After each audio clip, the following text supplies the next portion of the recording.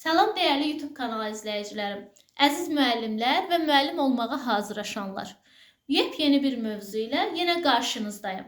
Dəyərli müəllimlər, bizim bugünkü dərsimiz toxunmanın parçanın xüsusiyyətlərinə təsiri olacaq.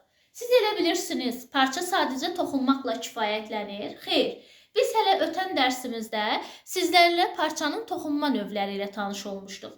Biz dedik ki, parçanın toxunma növləri hansılar idi? Gəlin bir yadımıza salaq, beynimiz təzələnsin. Deməli, biz dedik ki, parçanın 4 toxunma növü var idi. Buna əsasən sadə əsas toxuma, böyük naxışlı toxuma, xırda naxışlı toxuma və mürəkkəb toxumalar idi.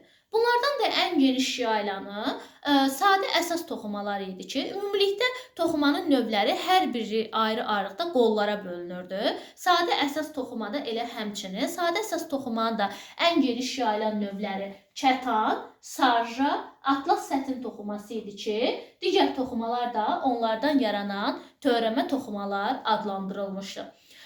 Biz bilirik ki, hələ ən qədim zamandan ən geniş yayılan toxuma növümüz kətan toxuması olmuşdur. Kətan toxuması hələ qədim zamanlardan əl ilə hörülməyə başlamışdır. Bugünkü günümüzə də gəlib çatmaqdadır. Kətan toxumasının ikinci adı isə taftalı idi.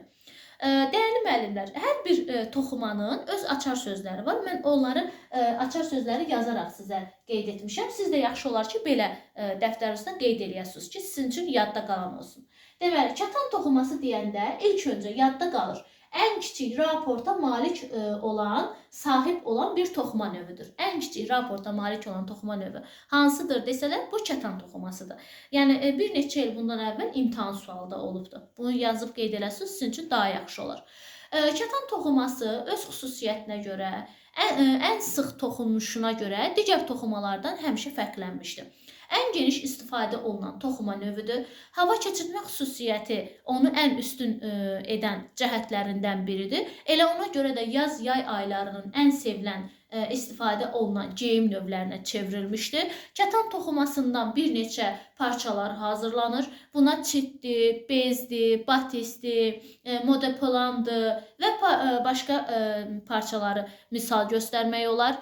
Və bununla yanaşı digər toxuma növümüz isə sarja toxumasıdır. Sarja toxuması kətan toxumasına nisbətən daha yumşaqdır. Çünki kətan toxuması daha ən kiçik raporta malik olduğu üçün, daha sıx toxunduğu üçün daha sərt formada olur. Amma sarja toxuması ona baxmış nisbətən daha yumşaqdır və sarja toxumasının da ikinci adı diaqonal toxumadır. Sarja toxuması əsasən bucaq 45 dərəcəlik bucaq altında yerinə yetirilir. Sarja toxumasını digər toxumalardan fərqləndirən odur ki, burada belə deyim də, yəni digər toxumalarda məsəl üçün toxuma yerinə yetiriləndə sap axırda kəsilib hər ilmədə elə bir ki, yeni bir sap əvəz eləyir. Amma sarja toxumasında əgər yəni sağda və ya solda fərq eləmir, ya ərişdə ya arxacda, ya üfüqüdə ya yəni şaqulidə gedən saplarda yəni birində diaqonallıq yaranır. Yəni 45 dərəcəlik bucaq altında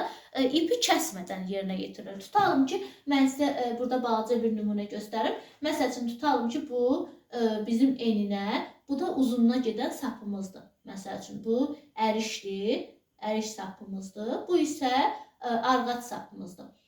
Burada artıq hər sütunda bir ilmə təşkil eləmir.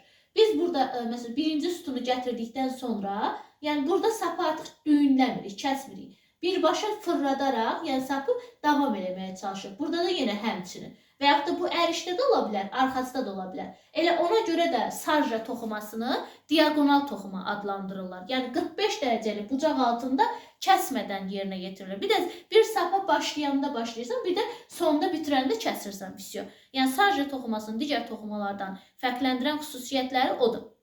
Sarja toxumasından da müxtəlif geyimlərin, üst geyimlərin, jaketlərin, cins şalvarların toxunuşunda daha çox istifadə olunur. Ondan sonra gəlir atlas satin toxuma. Ən parlaq görünüşə malik olan toxumalardan biri atlas satin toxumasıdır. İmtahan sualda olmuşdur bu. Ən parlaq, ən gözəl hansı toxunuşdur? Bu atlas sətin toxumasıdır. Atlas sətin toxuması ən geniş yayılmış növlərdən biridir. Ondan əsasən xüsusi geyimlərin, nə bilim, diqqəti cəlb eləyən modern tərzlərin hazırlanmasında istifadə olunur. Atlas toxumasının açar sözü odur ki, yəni raportların sayı 5 sapdan az olmamalıdır, dəyərli müəllimlər. Deməli, əgərlərin 5 sapdan az olarsa, bu toxunuşun düzgün getməyəcək. Ona görə də raportların sayı 5 və əgərlərin sürətdəki ədəd 5 olarsa, məxrəcdəki ədəd elə bir ədəd olmalıdır ki, o sürətdəki ədədə bölünməməlidir. Əsasən 5, 8 və 10 nömrəli 10 raportlu toxunuşlu saplardan istifadə olunur. Yəni raporta əsasən 5, 8, 10 ola bilir və əsasən də bu da elə bir rəqəm qoyulur ki, orada ona bölünməyən olmalıdır, məsəl üçün. Bu da ki, buradakı raportdakı sapların miqdarını, yəni raportun sayını, daha doğrusu aşağıdakı məxrəcdəki rəqəm isə istifadə olunan sapların miqdarını göstərir. Deməli, sürətdəki rəqəm raportun sayını göstərir, məxrəcdəki isə istifadə olunan sapların miqdarını göstərir. Beləncə. Sonra ondan sonra gəlir xırda naxışlı toxumalarımız. Xırda naxışlı toxumalar adından da bəlli olduğu kimi xırda reps toxumaları adlanır. Bunlar da həm əriş üzərindən, həm arxat üzərindən aparılır və müxtəlif naxışların, parça üzərində müxtəlif naxışların yerinə yetirilməsi zamanı istifadə olunur. Bu cins parçaların üzərində də ola bilər, xüsusi köynəklərin, xüsusi pencəklərin, jaketlərin üzərində naxışların salınması üçün istifadə olunur. Əriş sapında salınanda əriş bir və ya bir neçə, hətta 2 və daha çox sapdan götürülə bilər. Arxat üzərində olduğu isə daha qabarıq olur və əriş sapının üzərini örtmüş olur, yəni qabarıqlığı. Ondan sonra xırda naxışlı toxumalar isə, yəni açar sözü odur ki, çox kiçik və detallı naxışların salınmasında istifadə olunur əsasən bu toxuma növündən. Ondan sonra müəllimlər, gəlir həsirli toxumamız. Həsirli toxumamız da adından bəlli olduğu kimi həsir formasında olur. Buna bəzən şahmat toxuması da deyilir. Yəni, bunun açar sözündə yazmışam, paralel toxuma. Yəni, adətən zolaqlar əmələ gətirir. Yəni, düz və kvadrat formasında zolaqlar əmələ gətirir.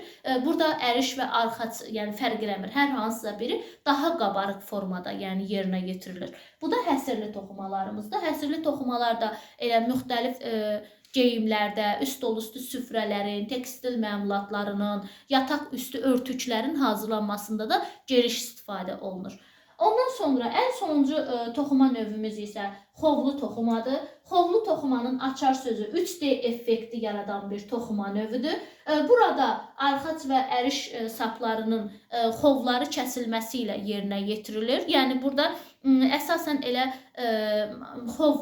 xovlu toxuma olduğuna görə hamam dəsmallarının, hamam xilətlərin hazırlanmasında da geniş istifadə olunur. Çünki yaxşı su götürmə qabiliyyətinə malik olur.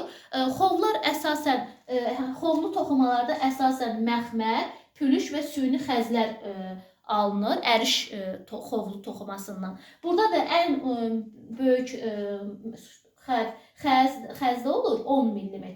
Xovların uzunluğu, yəni. Məxmərdə isə 2 olur. Pülüş isə xəzdən kiçik, məxmərdən böyük uzunluğa malik olur.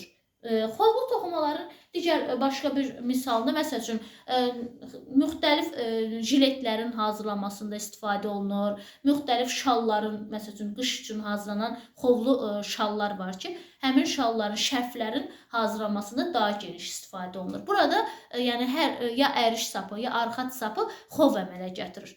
Bugünkü dərsimiz haqqında bu qədər. Ümidvaram ki, sizin üçün aydın şəkildə izah etmiş oldum. Hər hansısa bir çətinliyiniz olduqda, yəni şəxsimə yazmaqdan çəkinməyin. Rəy bölməsində də öz fikrinizi bildirə bilərsiniz. Diqqətinizə görə təşəkkür edirəm, dəyərli müəllimlər. Uğurlar hər birinizə.